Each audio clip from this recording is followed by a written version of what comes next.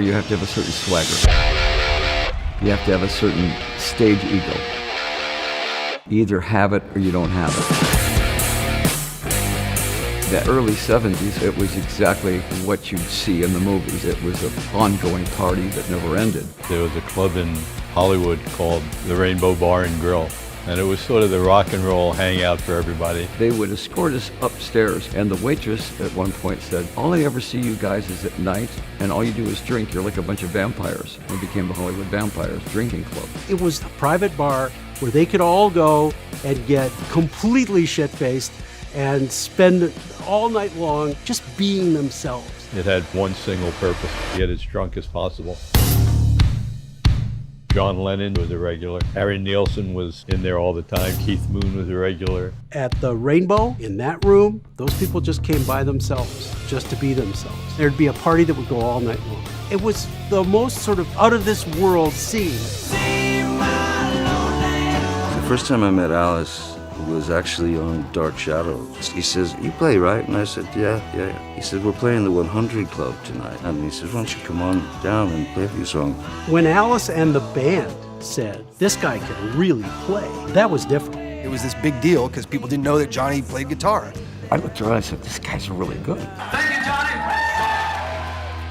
I have no recollection of puberty whatsoever, because every day I was in my room with a vinyl, pulling the needle back and learning songs by ear and teaching myself how to play. Johnny is a guy whose love was of rock and roll first. I mean, that's what he wanted to do. Saying, "I want to move to Los Angeles and start a band," that was his dream. That was his first love and passion. Acting became something because it was like he needed a job, he needed to work. I knew that my days in music at a certain point were gone. It was over. I never thought I could get back to it.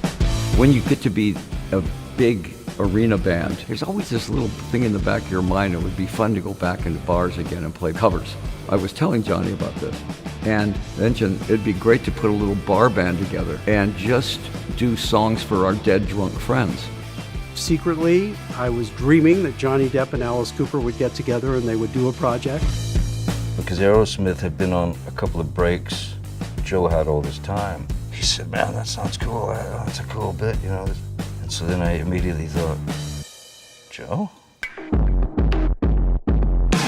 Everybody showed up for that album. Paul McCartney, Dave Grohl, Robbie Krieger. Everybody was on that album. I've got a smile from ear to ear.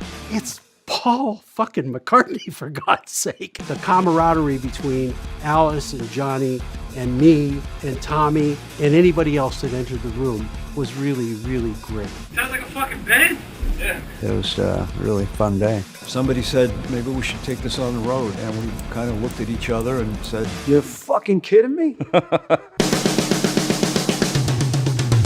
Rio de Janeiro was the coming out party. This is the biggest festival in the world.